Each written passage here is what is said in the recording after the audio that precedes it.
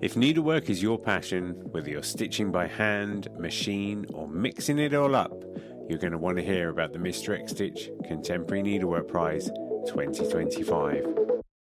This prize celebrates the best in modern stitch, and it's open to creatives from all around the world, whether you're a student or an emerging artist or a seasoned professional.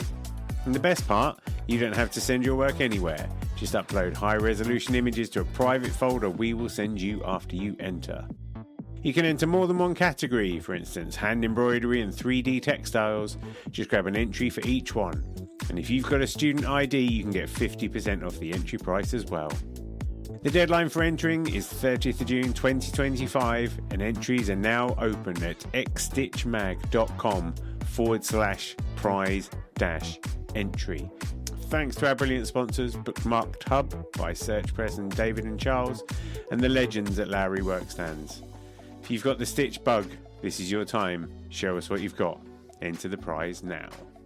Visit xstitchmag.com/prize-entry to get your ticket today.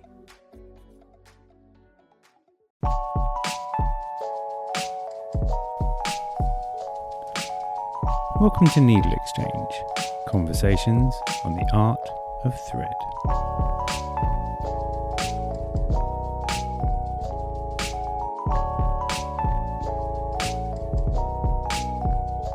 Jane Sanders, also known as Stitching in the Kitchen, has made a name for herself with her machine-embroidered, mixed-media pop portraits. I've been a fan of Jane from the moment she appeared, and her ability to capture the essence of her subjects, many of whom are famous and much loved around the world, is truly sublime. Jane's hippie punk foundations underpin her artistic mindset, and among other things, we talk about the joy of communal art projects and the challenges of commissioned work. As with all Needle Exchanges, you can get up close and personal with Jane's art on our YouTube channel, and you'll find links to her website and socials in the show notes. Jane is a huge talent, and it feels like she's on the edge of global recognition. So remember where you heard her first. Enjoy the show.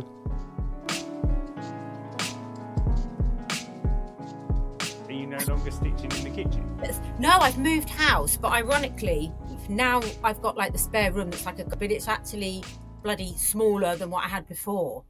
Because when I was in the kitchen, I could like spread out over all the countertops and the kitchen table, and now I'm confined. So really, I've shot myself in the foot. But I still call myself Stitching in the Kitchen because it still represents, I think, the fact that you can make beautiful things, but you don't need this flash git white Instagram studio. You can still make it in a domestic setting. The corner of your bedroom, the cupboard room where I am now, wherever. Is it because you're a punk? I'm either a punk or a hippie. I'll let you decide which one. Because it's interesting, isn't it? Because by saying Stitching in the Kitchen, I'm going to sound all serious all of a sudden, but by saying Stitching in the Kitchen, you're grounding yourself. You're going, do you know what? I'm not frou ha-ha. I know. I'm keeping it real. And I feel like keeping it real is part of your thing. I think it is, because I hate pretension in art, and ultimately you're selling a luxury item in a recession. So it's like you can't, it really bugs me when people go on and on about abstract art and, you know, how you've got to understand it and, you know, this kind of like Brian Sewell type talk. Really, if you're making something and you want to make a business out of selling it, it's got to look good on someone's wall. We can all go into the Tate Modern and see these like highly like theoretical pieces. Do you want it on your wall in the bedroom? No, you don't. So life's serious enough. You haven't got to like, you know, go around banging your head with a hammer, have you? I love that you use that voice. I use that voice quite a lot myself. Yeah. It's a perfect one to talk. How are you? Yes, I'm all right. I'm perpetually tired like every other person in this country. But no, I'm good. I'm excited about the work that I'm doing. Things seem to be ramping up. I'm getting more sales. I'm getting a few more works in exhibitions. Because despite doing this for 5 years, it's slow. The process and the progress of it is slow. Because I think ultimately I do pop art, and it's hard for people to take pop art seriously. Interesting. Yeah. So you got the double blow of doing pop art and then doing textile art. Yeah. but I see that as good, because really what you're always trying to do is create something that nobody has ever seen before. You're trying to make a unique item. So, I mean, I don't know how many people have seen like a sewn picture of Elton John. So, in many ways you've got a unique item there. But yeah. So it's like a sort of Rage Against the Machine situation where you've got the industrial art complex and then you've got you. yes, I think so. And I think it's just hard to make a living out of art, and I think it's hard to get yourself seen anyway in life. But I'm getting there. Yeah, I feel like you are. Like I scrolled back through your Insta Yeah. all the way back to 2016, and it was like the momentum's definitely there, because what you've done 3 of your own shows. I've done 3 solo shows in the Northeast. Yeah. So they were the ones that I just did off my own back. Right, bollocks to this. I'm just going to do an exhibition myself. And then a lot of that stuff sold. And then as I got more known, as I was doing a piece, thankfully, it would sell. So now for me to do a solo show, it's quite hard to build up stock, because now I'm like financially reliant on it. I can't just say, oh, do you mind if I just keep this picture for like a whole year, until this exhibition comes up? So I just sell as I go. And that's all right. I'm okay with that. And I like being in group shows, and competitions are good when they come off. So yeah, so that's fine. Let's go back to the start. Let's then. go right back to the beginning. Let's go right back. Right I always say that. There was a bright light and someone slapped me on the bum. I don't necessarily mean it quite that far. You did art training. Well, if we want to take it right back. Right back. Right back. So I don't know how old you are. How old are you? 48. Oh, you're a baby, man. I'm 49. So like we're kids of the 70s. So in the 70s, like handicrafts was like the thing to do. It was in my house as well, growing up 2 girls. So no health and safety in the 70s, as you know. So my mum had a Singer sewing machine, and it used to be like a manual one that you wound with, the spoolie thing. And then she had one very strong arm. And then she's got someone probably like my dad to strap a motor onto it, which is what people did to motorize these machines. And then she threaded it up and went, oh, I'll just leave you with that, Jane. You see what you can do with it, like as if you would do that to a kid now. So that's when I like fell in love with sewing. And I found that I was able to like sew all different things and clothes, and then like handicrafts as well. You learn all sorts of different weird kind of like skills that I think kids would be bored shitless by now, because it's not computerized on a PlayStation. So that was always my background, and we were always crafting and arty at home. So then spin forward a bit. So then I went to do my degree here in Newcastle, where I live, where I trained as a painter. So I was doing like largely kind of portraity kind of pop art work, but I found that I was starting to incorporate stitching and sewing and mixed media and all of the skills that I'd learned way back in the 70s. So that was kind of my background into this. Then life gets in the way of what you want to do, doesn't it? So I found myself being a single parent, looking after like raising 2 girls on my own on a low income. So then art takes the back burner, because that doesn't pay the bills and it doesn't look after your kids. So then I had a bit of a hiatus for a while. And then when the kids got older, I thought, right, I'm going back into this. What do you want to do? So I'd always been a mass music lover. Music had always been my friend throughout my entire life. And then like my love of sewing. And I thought, I'll stick the 2 together and I will sew my musical heroes. And that's how it started. A legend was born. A legend was born. It was an ordinary day like any other. And then I sewed Amy Winehouse. So was Amy your first portrait? Amy was the first one that I did. Check this. This is weird. So Amy was the first one that I stitched. And then I thought I'll get into the narrative of these portraits. So because of her sort of the kind of persona, she always looked like she was on the brink of death, really, didn't she? So I used some like Mexican Day of the Dead fabric for her clothes, because I thought that would just kind of add to the narrative. And she just died, And then I just discovered Instagram almost at the same time. So I put on, and my very first follower was a woman in Texas, and we had a bit of back and forth because she loved Amy Winehouse.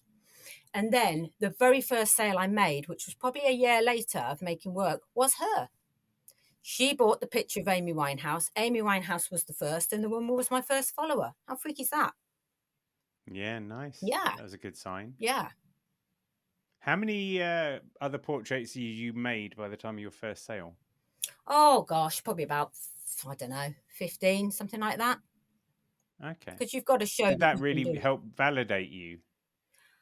Yes, it did help validate me. I'm a sort of nutcase that I would do this even if I didn't sell any work. I'm like the sort of person that would make, I don't know, the Marie Celeste out of matchsticks in a shed.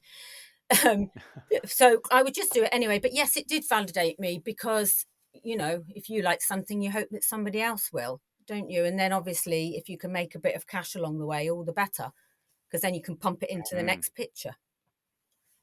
I think I discovered you in 2017. I was looking, that was the first blog post we did. And I've still got a Not Safe for Work Saturday blog post that's got, Oh, God, I know. I'm going to say, Marianne Faithfull's boobs? No, it was and Janis Iggy Joplin's, Pop's, Janis Joplin's boobies. boobs. And then it was Iggy Pop's schlong. Iggy Pop's schlong. Yeah, I know.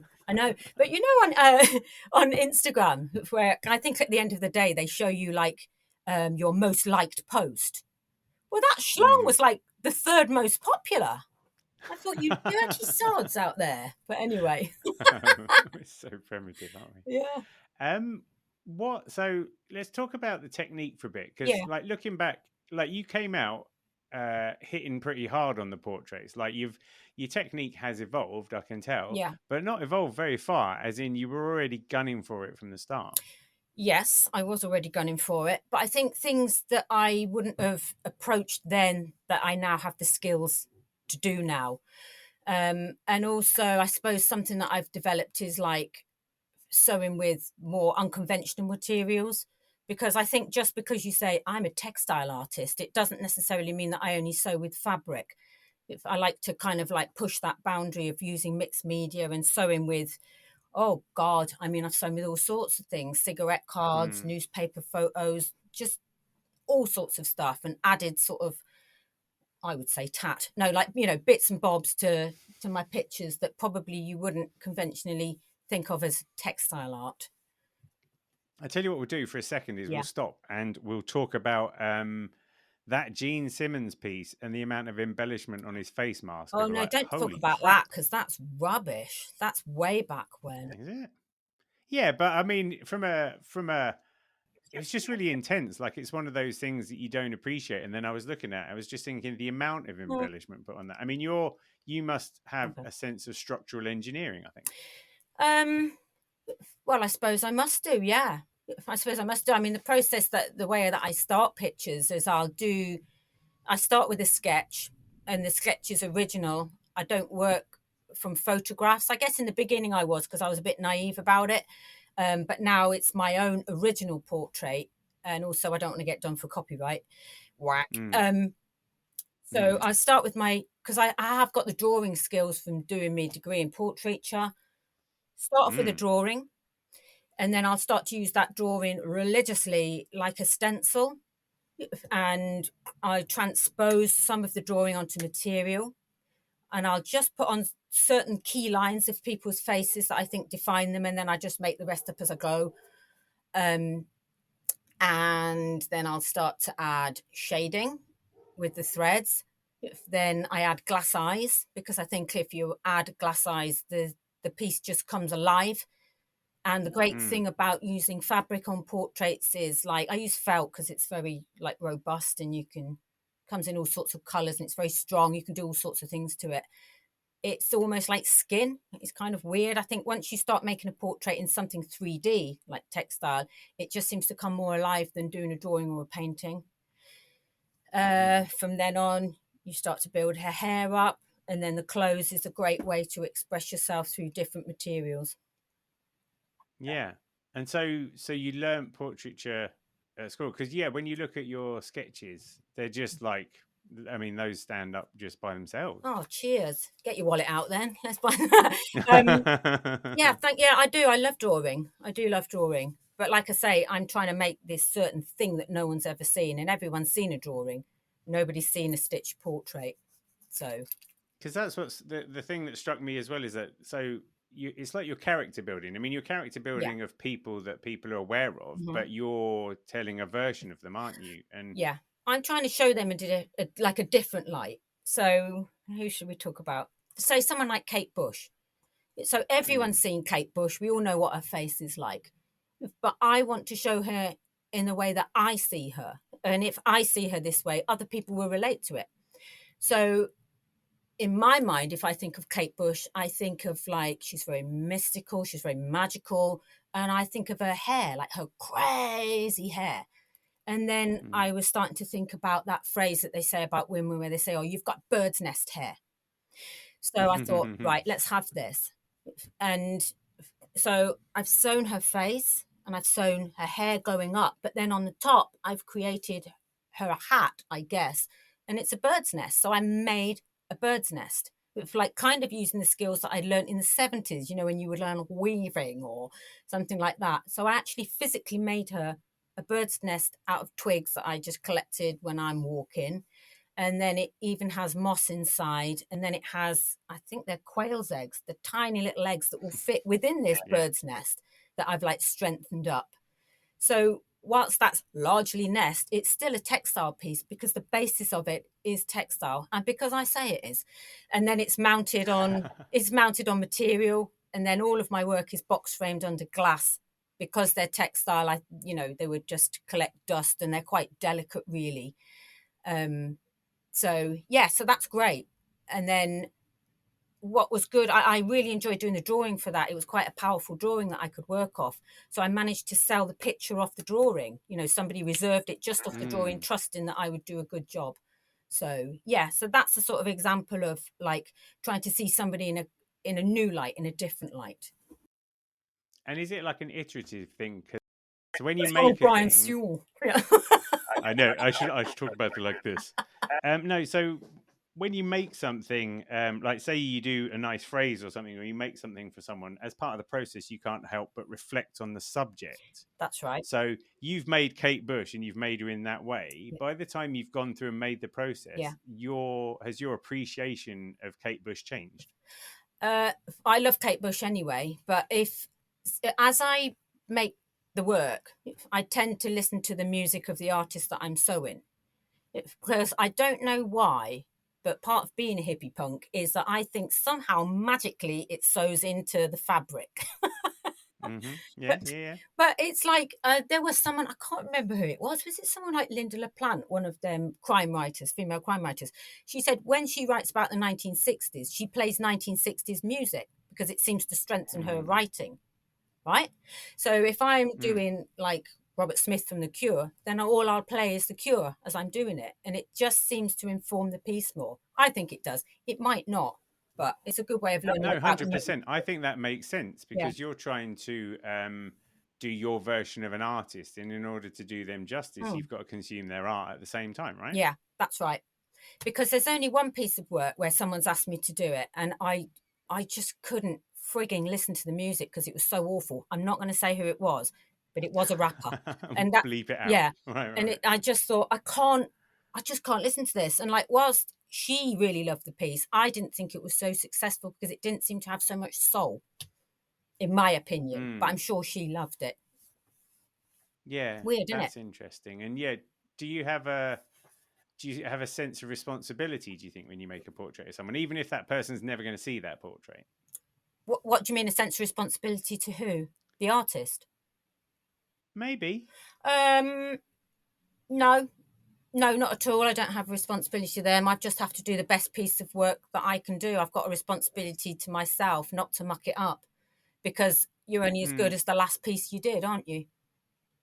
Yeah. And do you, does one piece come along and then you have to do that until it's done and then the next one comes along? I don't mix. Or do you have ideas floating? No, it's like eggs. It's like producing eggs. So I'll be sewing a piece of work. So I might be doing Shane McGowan. And then just as I'm nearly finishing old Shane, I'll be thinking, oh, let's do Ian Jury. So it's like a constant flowing of things, of constant ideas. So just as one's finished, I'm popping another one in. Does that make sense? I don't have a time where I'm not thinking about it. I don't have a time where I haven't got the next idea. Imagine that. Imagine not having any ideas. God, that's scary, isn't it? Just drop dead, wouldn't you, really? What's the point? Yeah. Do you have ones that stick out as being extremely pleasurable, Kate Bush notwithstanding? Yeah. Who are some of your faves? Oh, God, my favourite, right, is the Paul McCartney piece. It's the biggest, it's the biggest portrait I've ever done. I think Paul McCartney is a member of my family. He's not... he's not just... This is why I love doing musicians, because music is so important to people. It's like, if you love Keith Richards, maybe you love him more than your wife or something. People feel personally connected to musicians because music is personal, and music stops people feeling lonely. And music, gotta sound like Madonna, brings people together. But it's like, I really love fans. I love like fan culture, and I love fan forums, because I'll talk about the Nicky Wire piece in a minute with the Manic Street Preachers. I mean, that was an entire, like, forget it, I'll talk about it now. No, do it. Right. So I love the Manic Street Preachers. Like, hello, I'm Jane, and I love the Manic Street Preachers. My name is. And I'm obsessed with Nicky Wire, and I loved it how when fans sent him things, he's good enough to like put them on his jackets or put them on his guitar strap. I thought, what a thrill that must be to like send him a badge, and then you see it and he's on top of the pops and he's wearing it, you know, because like really music stars are kind of like, you can't get anywhere near them, but he seems very like into his fans. So I thought, right, I'm going to make a massive life-size portrait of Nicky Wire, but with a black jacket, just a black jacket. And I'm going to go on the fan forums of Mannix, and I'm going to ask people, will they please make me something to sew on this jacket?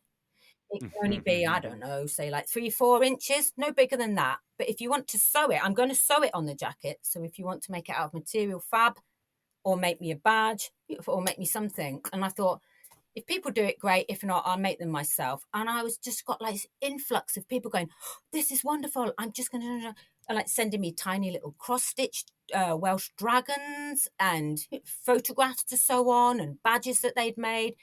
And they're kind of like an arty band anyway. So I think the fans are arty.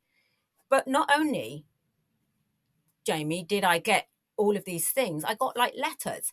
So people were saying, you know, this band was so important to me because I played them at my wedding, my blah, blah. And it's like they were giving you stories of like why the band was important to them. So that piece of work became like a collaboration between me and fans of Manic Street Preachers. So then when I sewed them all on, it was just this like visual phantasmagorica on his jacket. It was just wonderful. And then so that was great. And anyone that helped me, I sent them something back as well. So it was a back and forward. And now that piece of work is in like the Tenby Art Gallery in their permanent collection with alongside the letters, which I think just showed like how important the letters were. And bloody moment of my life, Nicky Wire visited that gallery and got his picture taken next to my picture. So when I received this, I was just like, right, that's it. I might as well just give up now. I'm finished. Done. I'm done. Yeah. Because I used to have pictures of him on my bedroom wall, and now here's a picture of him with my picture. You know? That's so good. Yeah. Yeah, I've done exhibitions in the past, like collaborative things, and people just, they love to tell you the stories, don't they? Yes. The minute you give them a good excuse, a good reason to share some work, then the stories come with it. And I mean, you just end up crying at times, don't you? You can't really help it. Such is the beauty of it all. Oh, you old softy, you. Do you know what? Only since I had kids, I used to be tough as nails. Honestly. Yeah, I bet you were. Really. Yeah, no, I think that's true, and I think music just is really, really important at this point because the world has gone mad.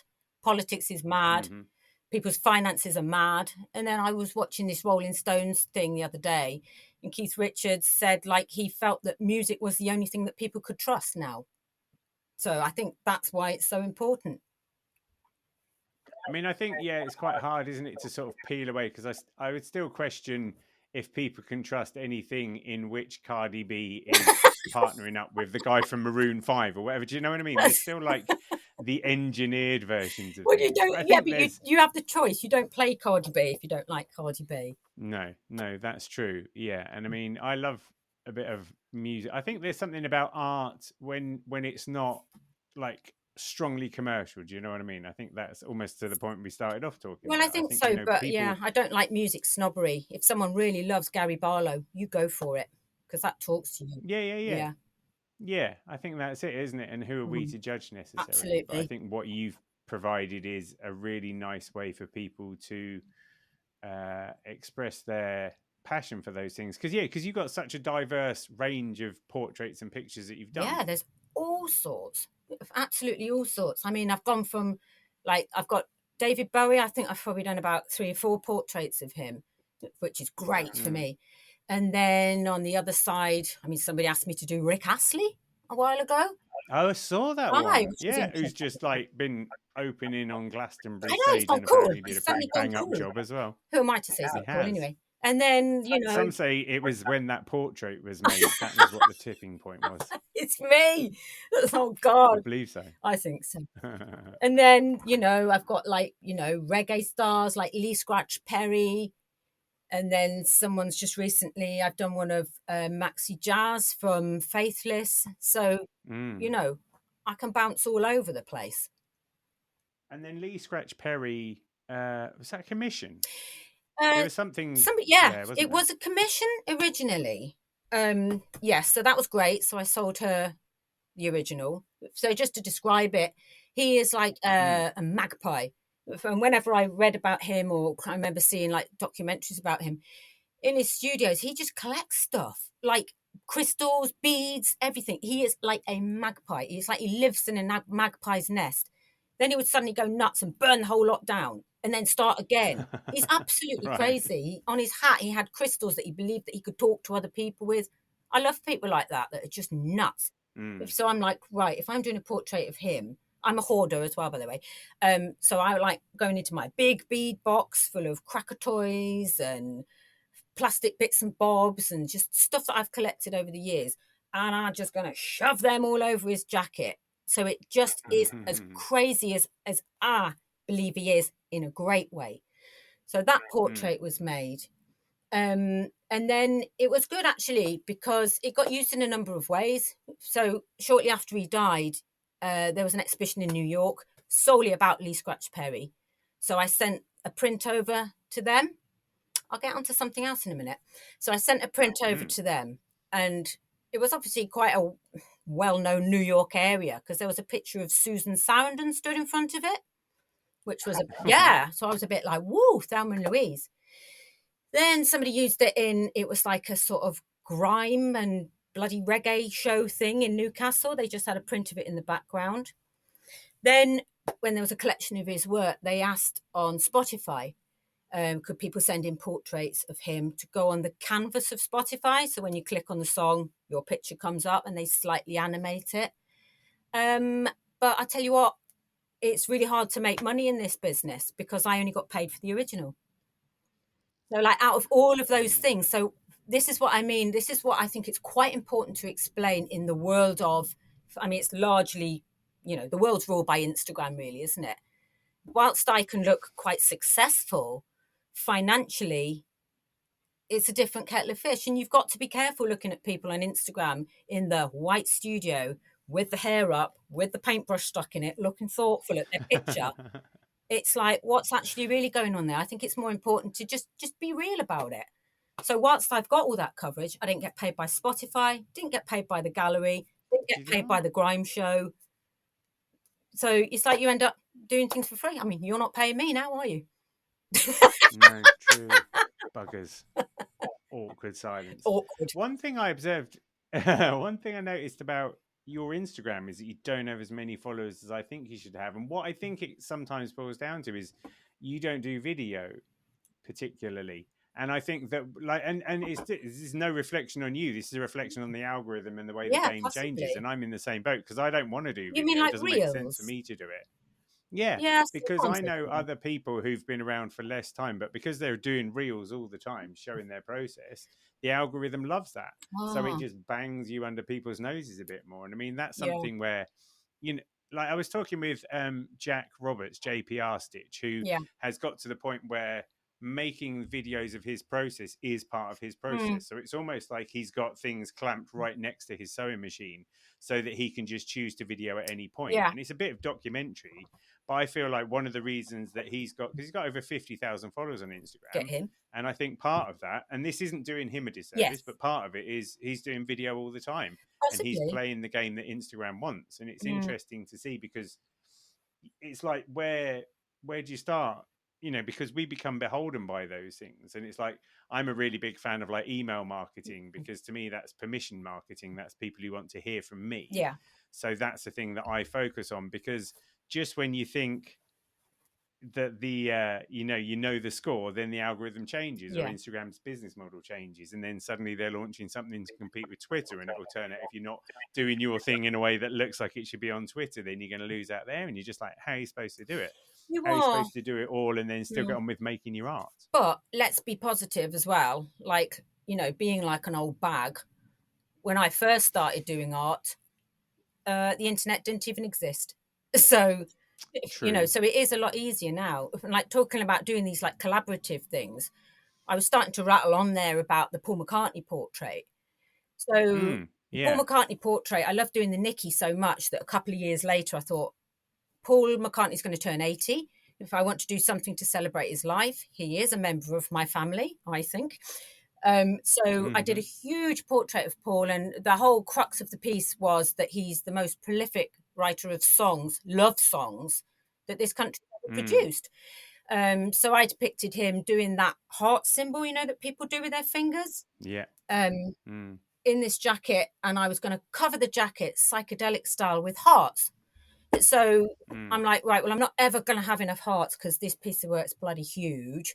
So I put it out there to all Beatles fans via Instagram and my other one and Twitter, and I'm on Facebook as well, and saying like, will you send me a heart?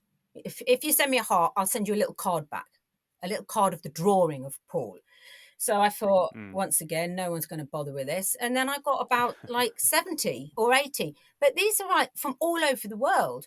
So whilst like Instagram, is sometimes a bit hit and miss, it's bloody great for that and connecting people. I was getting hearts sent from Australia and, the most far-flung places in the world. It was crazy. It cost me a fortune in postage to send the card back. But it doesn't Yeah. matter. And now, the piece is done and it's my favorite piece that I've ever done. It's my absolute favorite. So It is an amazing piece. it's about like Yeah, and it's about nearly a meter by a meter. It's massive. It's great. and it's so full of love, and I think that the love comes through on like all of your pictures are full of love though. I mean, that's one of the things you can't not smile when you see the portraits. Oh, that's nice. That's a good compliment. I'll keep that one. Don't know when the next one's coming. So I'm really pleased anyway because that portrait's got in the New Light exhibition. So the New Light exhibition, prize exhibition, is only for artists in the north of England, all the way from Liverpool across to like the northeast. And I've been after this competition for years. I've entered it for years and years and years. And I almost enter it just for a bit of a laugh now, just to kind of let's throw £20 down the drain. But this time they've accepted it. And it starts off in Birkenhead, tours to London, goes to Harrogate, to the biscuit factory here in Newcastle. So I'm pleased as punch. And also I need to get it out of the house because it's big and we haven't got anywhere to put it. Yeah, I wondered whether you were gonna. I always wonder if like people like Henry Moore. I mean, obviously he's probably got his own studio, but people who do like massive soft sculptures, and they're like, there's an artist who she would do like life-size bears. I've got like 6 bears in my lounge now. Where am I going to? I would be asking how big is your loft hatch? Well, indeed, just imagine that. And then one day the grandkids go upstairs and your loft's filled with these bears all covered in like cobwebs, all rotting away. That'd be amazing. Tell me about your sewing machine. Are you still using the same sewing machine you started with? I am. So this sewing machine is it's called Singer Fashion Mate from like the 1960s. And on it, it's got a logo of like a little special 1960s lady making a curtain or something. So I bought this from a market in Newcastle in 1993, which is now demolished. And it was 50 quid. And it's the last sort of like cast metal machine that Singer made. So it weighs a frigging ton.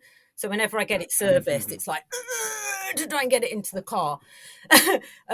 So and then probably I've been using it for about 20 years, and then suddenly like bang, that was it, and all the lights went out in the house, and I thought, oh shite, what's going on here? Wow. And then replugged it in, bang, same again. So I took it to this little old man that I've got that fixes it, and he said it wasn't earthed. I know. So I could have like killed myself, never mind like the house lights going out. Anyway, so he's earthed it for me, thank God. And I've been using it ever since because, right, it's fixable. It's quite slow, which is good if you're doing meticulous things. All I've got is forwards, backwards, and a zigzag stitch. The foot is fixed. Somebody asked me, oh, you must do free motion, like, embroidery on the machine. I said, I don't even know what you're talking about. I don't even know what that is. Like, what is it? Before you put a different foot, I was like, I don't even know what that is. So I just use a fixed foot and go really slowly.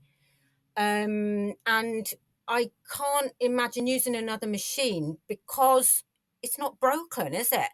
And also, this machine's been knocking about for so long. I mean, what would I have been then? Like 20 or something when I bought it? 22? I don't know. I can't do the math.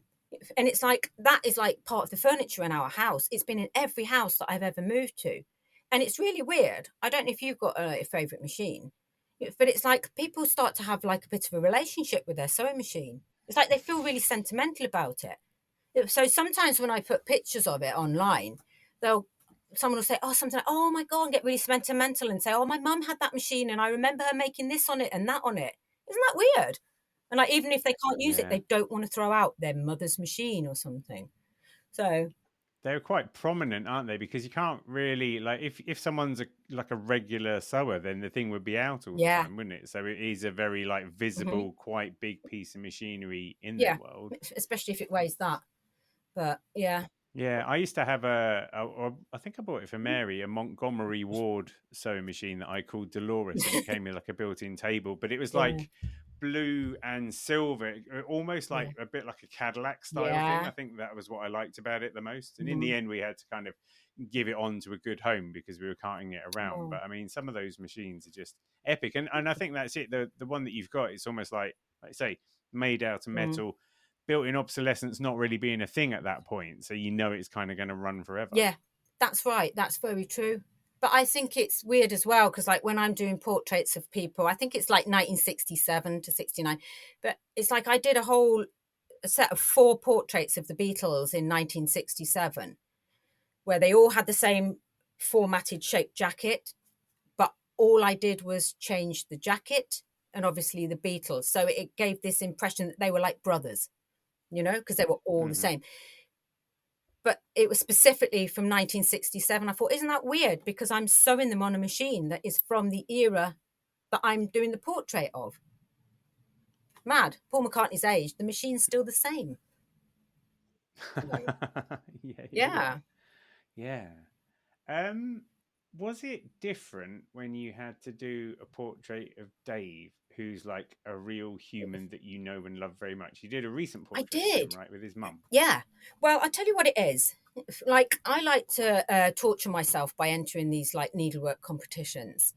And if, like I was saying before, if you put a portrait of, I don't know, Mick Jagger in, they will not take it seriously because they just assume that you've copied it from a photograph and it's classed as fan art. So I thought, right, I'm going to do a piece specifically for a competition. So I chose a picture of Dave, my husband, and he's quite an interesting, snappy dresser. So I thought this would be a good opportunity for me to like use some like different fabrics and materials in his hat and his shirt and stuff like that. And I thought I've got to make it a bit more interesting here because I've got to show my needleworking and my sewing skills.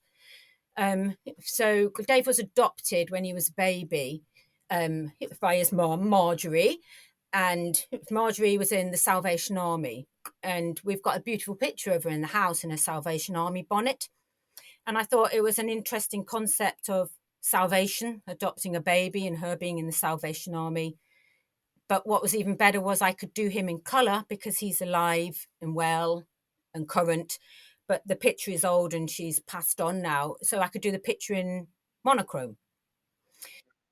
So that was an interesting, thing to do. Also, his arms are quite colourfully tattooed. So that was a good opportunity to like use my needlework skill, using different kind of threads and stuff to make the tattoos. And then to like really like pin it more to the subject, I cut up Dave's clothes. With his permission. Yeah, no, not actually, no. So yes, so because it's a smaller scale than him in real life, I needed a smaller pattern. So I cut up his boxer shorts because I needed a small check for his shirt. So that's all right, he's got loads. And then I used some like different materials from his clothes to make his hat and whatnot. Was it different doing him? No, it wasn't. No, it wasn't, because I don't see Shane McGowan as a rock star. I see him as a man and an interesting round, an interesting character. And because I'm a portrait artist, I have drawn and sewn thousands of eyes and thousands of mouths and teeth, and everyone is different. So if I'm doing an eye, it doesn't make any difference if it's Ian Jury's eye or Dave's eye. I've just got to get it right. But I really enjoyed it as well, because it was good to be able to take a picture of him holding himself. But no, I don't see it as vastly different. Really, no. Because if somebody asked me to do a portrait of their wife, maybe their wife is just as important as Grace Jones to them. Yeah. Have you got any like tips for people about portraiture? Like, are there any fundamentals you've learnt along the way? The fundamentals are, if you're going to do a portrait of someone, try and maybe get a photograph of them where they're not showing their teeth, because teeth are really difficult to do. And everyone's got a unique set of like teeth. And if you get one wrong, it just looks really weird. So like try, and if it just looks weird, Someone can look like really goofy or really like shallow chinned if you get the teeth wrong. So I would say avoid teeth.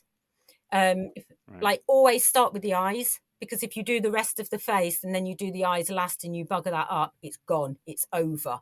So if you do the eyes first, in general, you could probably recognize some of my pieces of work just from the eyes. So once you've done the eyes, if you've done them well, you're on a roll.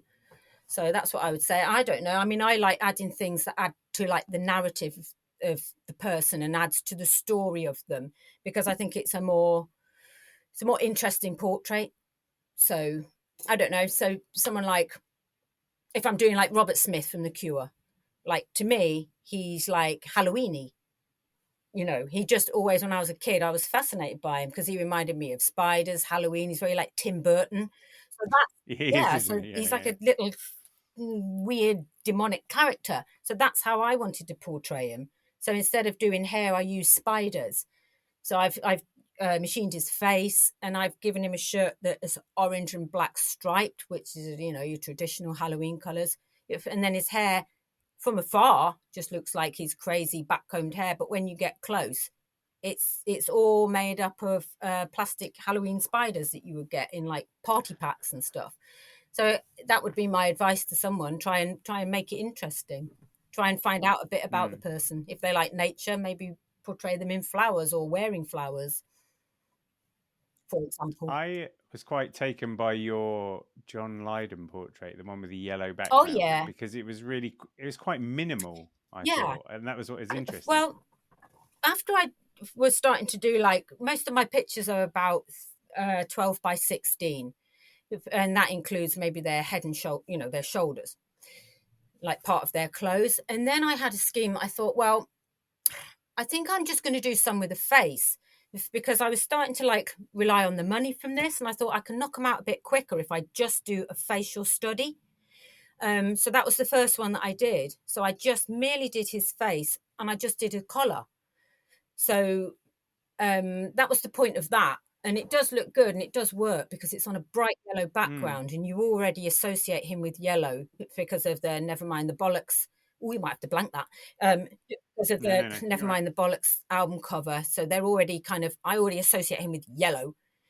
And then, just by like using tiny little subtle pieces of tartan, and then I like to make little badges and things like that. So I made a few like little Sex Pistols badges and a few safety pins on him. But that seemed to be enough. And then I did quite a lot of them because I like the success of it. I thought it looked good. And there's something about, because it's right in the middle of the canvas and it's surrounded by colour, it's quite impactful. Is that a word? Yeah. And it's, definitely. And it's one of those things in a way where it allows you to fill in the gaps. That's it, exactly. Sometimes it's good to have like more space around a piece. So because I've got a tendency to like try and fill every single little bit of space. So I'm trying to teach myself. So can we talk about, because you talked about it a little bit, like the layers of how your business works? Yeah, sure. It's quite interesting because you make your pieces. You've got a fairly successful Etsy store, I'd say. Yeah, my Etsy store's good. So like the whole ethos of what I think about art, that I don't like pretension in art. So I will sell the original. So some of my work is commissions where people ask me to do a portrait of someone. And the other half of my work are just people that I want to do.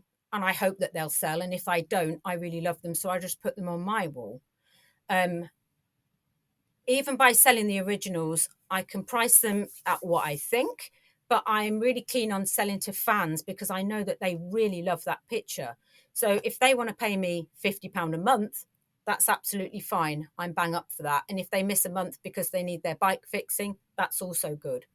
That's fine. I don't mind. I would rather people just had the work, and I would rather that work was affordable than turn people off. Then, so for people that maybe don't have that amount of money or the original's gone, I sell like the giclée prints, the fine art prints. Is that how you pronounce it? I'm not sure. Giclée. Anyway, so I sell them, and they're really great quality, and they don't fade, and they're like museum quality prints. So I sell quite a lot of them from my Etsy store as well. And then another point is I sell greetings cards of the work, but they're really good quality greetings cards. So you can either like send them as a gift to a mate, or you can frame them up on your wall. It's just a smaller reproduction of my original. But I would rather, I think it's important that everybody can afford a piece of work. And who are your, I don't know whether you can say this off the top of your head, who are your most popular Etsy subjects? No, I can tell you that. So my most popular Etsy, weirdly, is the Sparks. Okay. It's more obscure people than what you'd think. The Sparks is very popular because I don't think there's a lot of memorabilia and merchandise around them. Robert Smith's very popular. I think it's maybe bands where they have kind of artsy sort of fans, or they're an artsy kind of band. Kate Bush is popular, and David Bowie is really popular. So the most popular David Bowie one I've done is where I portrayed him in a Japanese kimono.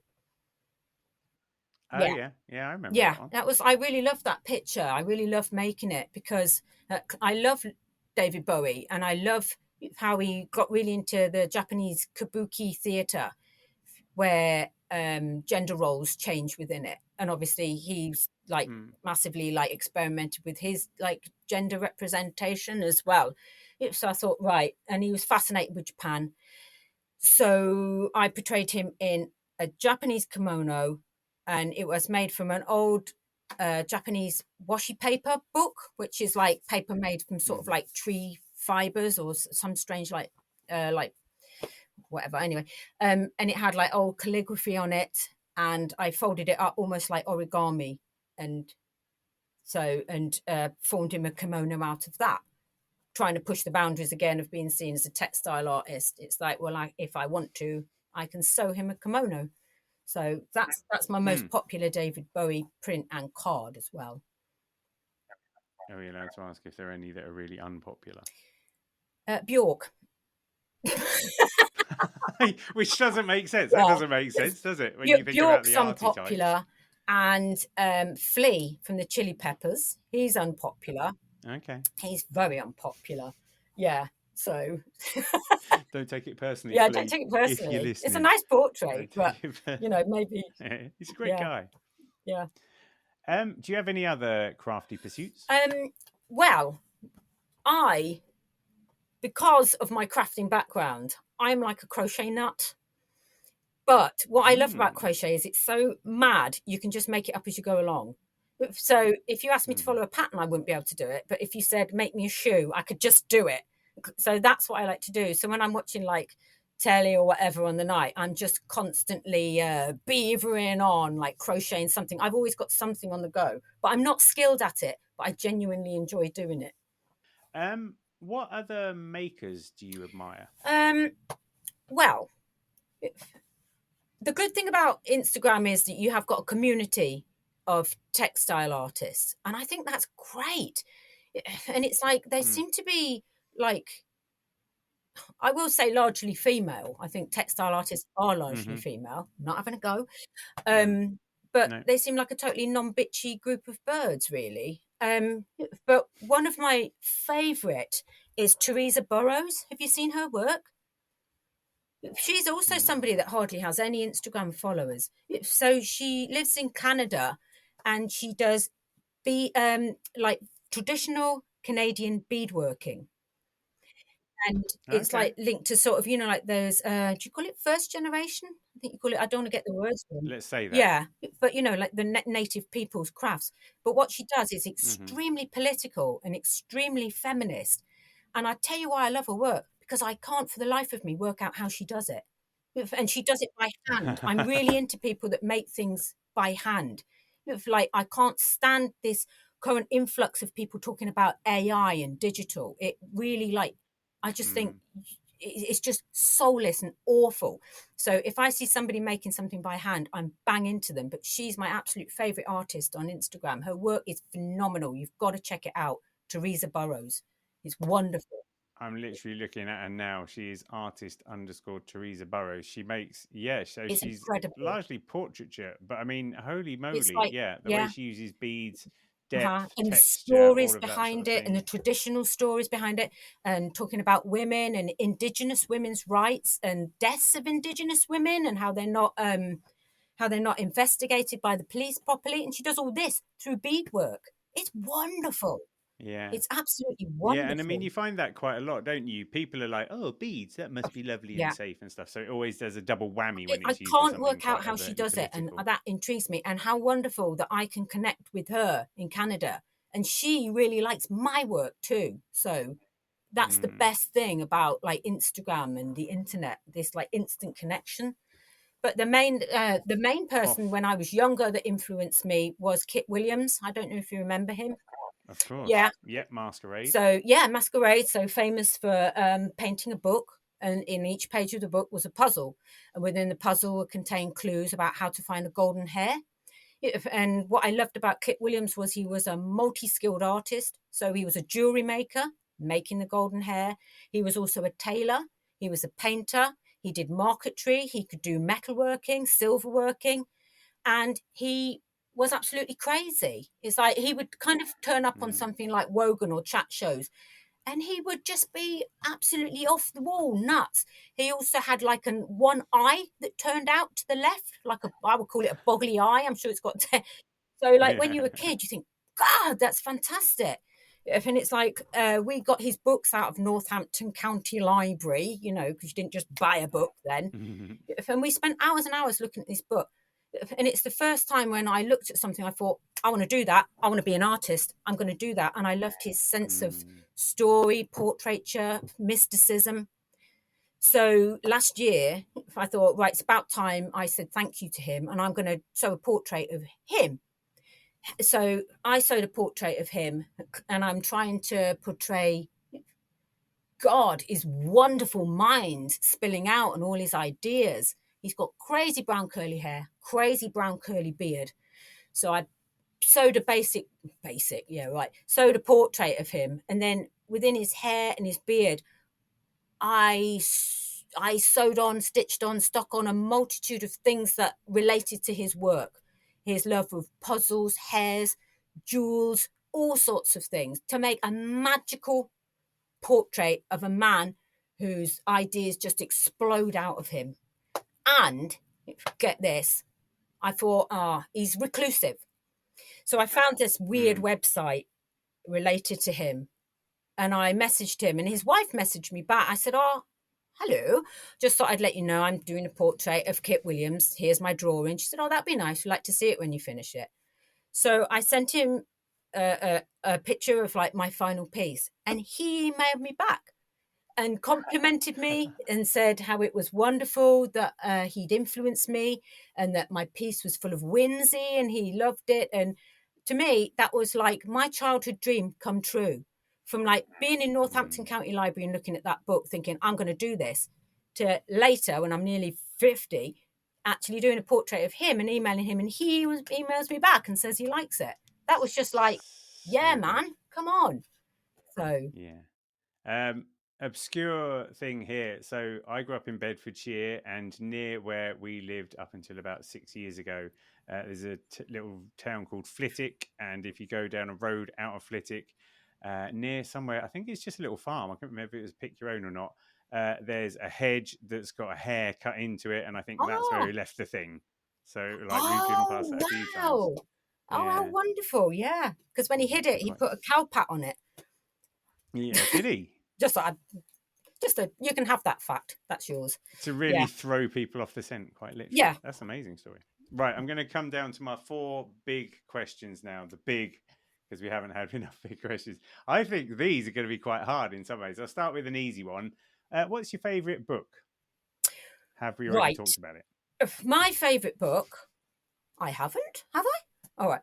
No, I thought Masquerade was going to be up there, though. Well, that is one of my favourite. My favourite book is called Golden Hands Complete Book of Crafts. So I think Golden Hands was like a terrible 1970s craft magazine, maybe. But this book is about, I don't know, like 3 inches thick. It's the book from my childhood that we used to do projects out of. And it's taught me so much, and I still look at it now and think, how do you make a corn dolly? And like have a look in it, and it's all contained in this book that I've been carrying around. But because the book is so thick, I often use pressed flowers or pressed feathers, all sorts of things. So I grow a lot of plants, and I think that'll probably do for something in the future. So I press all my flowers in this book, and it's held together with elastic bands. So yeah. Amazing. Look at that. Slight weird fact. I did a show recently about endangered crafts, and according to the Heritage Crafts Organisation, corn dollies is, I think they're just endangered. I don't think it's critically endangered, but they're not as common as they need a bit of a revival. I think they're pretty sweet. I think they're wonderful. They're great. There's somebody online that I bought a couple from, and they're so complicated. It's unbelievable. I've got one here in my studio that I look at. So yeah. It's the original cornrows. Okay, favourite film? I think my favourite film, I've got a few, but I'll just pick one. So I love the film about Ian Dury called Sex and Drugs and Rock and Roll. Because number one, I love him. 2, Andy Serkis in it is just amazing. And 3, you don't get many films that are father-son, that are about a father and son, really, because that's what it's about, him and Baxter Dury, ultimately, I think. And I love him. I love the music in it. The acting's great. It's fab. I've seen it about 14 times. I love it. Awesome. Okay, He's my hero. And now the big one then, favourite album? Right, well, this is easy, right? So my favourite album is the very first Beatles album, Please Please Me. And I'll tell you for why. So my parents were very old when they had me. So they're basically like from the war. So they were frugal people. So my dad wouldn't buy anything that was extra. So my mum carried around 5 albums with her from her youth, I guess. And it was things like South Pacific and Mario Lanza. And one of them was Please Please Me. Her brother used to work at EMI, and he got her like a free copy. But we didn't have a record player, right? So we didn't have a record player because my dad thought it was an extravagance because we only had 5 records. So all through when I was like little, I used to look at this album and I memorized the songs on it, and I memorized who wrote the songs and their faces. And this is when I fell in love with Paul. Like, I first saw, out of the four of them gazing down off that building, he's the guy for me. That's my guy. And then a couple of years later, remember when people could record an album onto a cassette? So I think my mum probably got someone to do that. And I thought, I'd love to actually hear this album after having looking at it for years. And like, so you put the first song on, and I saw her standing there. But it starts with 1, 2, 3, 4. And it's like, wow. And from then on, I'm like, that's it. I'm a music fan. I'm a Beatles fan. These are my guys. And from then on, you learn about all sorts of other music through the Beatles. Yeah, epic. The thing that always twists my melon, and I've said this plenty of times before, is the fact that what Please Please Me was March 63 and Let It Be was May 1970. So 7 years, 2 months, all the albums done and dusted, and you're like, what? Because for me it feels like they were forever, you know. It was like the Beatles must have been like 30 years, but they weren't. They were 7 years. Oh, I just think they're wonderful. But are you a Beatles fan? I've come to appreciate them over time because my parents were into them, and then we've got quite a few of the records on vinyl, and I do quite like listening to them. I think Revolver might be my favorite. Because of is it Let Forever Be? Is it that one that's like, it feels like a tipping point when they started getting really trippy on it. And then a little while ago, Mary and I went to Liverpool and we did like the Beatles tour, and we went to the Cavern Club and that sort of stuff. And it's like the Beatles tour, I think, again, reinforced it because they grafted so hard. They worked so hard. It would be like album tour 6 months and then next album. And we don't have that pace anymore. So I admire them so much for that. And also going to the Cavern Club, which we weren't sure what it was going to be like. And there's a slight suspension of disbelief when you see the band. But I just loved so many people that were there were like having their best day of their lives because they were watching the Beatles tribute band in the Cavern Club. Like, it was so good. I loved them. So I really appreciate them. Yeah. Slightly after the fact. Have you got so Please Please Me 100%? Do you have a second favorite album, or are you stretching too far? Second favorite album? Oh God, I mean, I could have like 4 billion albums. I wondered whether we'd go that way. I think my second favorite album. What's an album that I just play all the time? I'm a really big Led Zeppelin fan. Like massive. If they're one of those few bands where I have every single one of their albums, so I would go Led Zeppelin 3. Right. Led Zeppelin 3. Yeah. That would be my favourite. See, I'm not that Led Zeppelin familiar. I'll have to. Oh no, on Led Zeppelin. You're not a Led Zeppelinite. You should get into it. It's really great. Yeah, I think what happened to me was one day in, when was it, like 1984, maybe, something like that. One day I went into Woolworths in Bedford and I got 3 albums. I got the Batman soundtrack by Prince. I got Nana Cherry Raw Like Sushi. Yeah.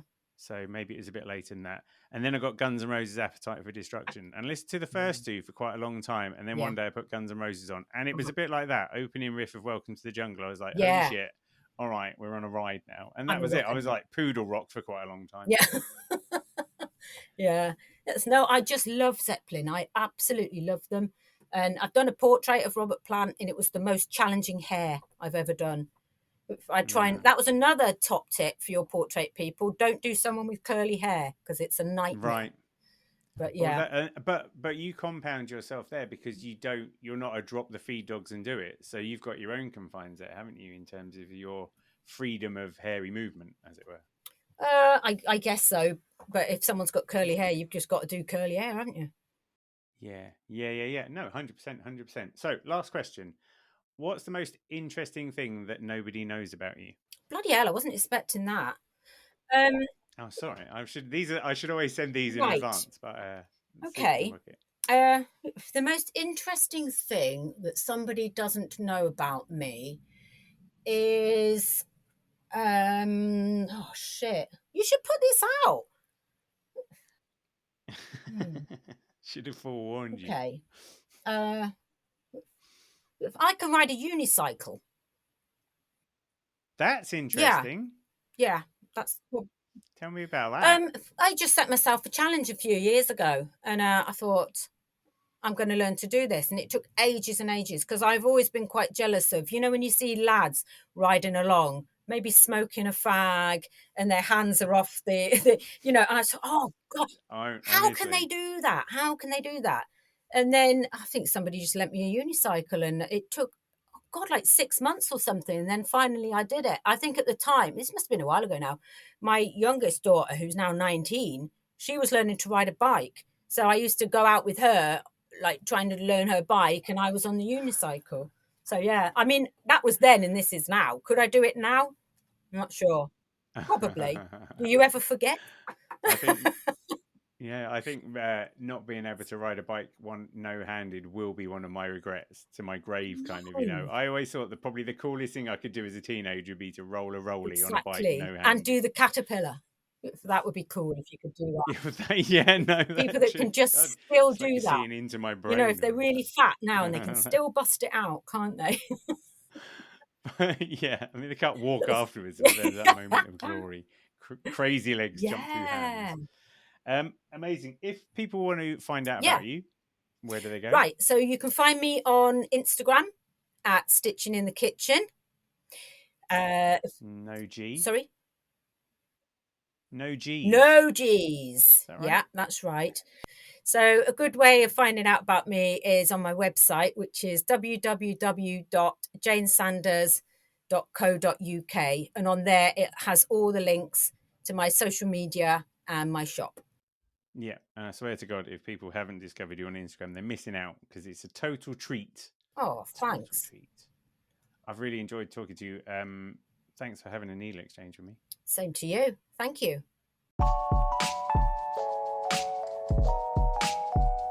Thanks for joining me on another Needle Exchange. I hope you enjoyed the show. I'd love to hear from you, so feel free to email hello@needle.exchange, that's NEEDL.exchange, with any thoughts, comments or feedback. And if you want to keep up with all the news, sign up to the Needle Exchange mailing list at bit.ly/Needle Exchange. See you next time.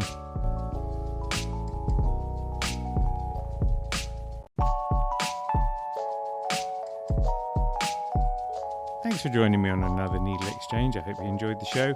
I'd love to hear from you, so feel free to email hello@needle.exchange, that's NEEDL.exchange, with any thoughts, comments or feedback. And if you want to keep up with all the news, sign up to the Needle Exchange mailing list at bit.ly/Needle Exchange. See you next time.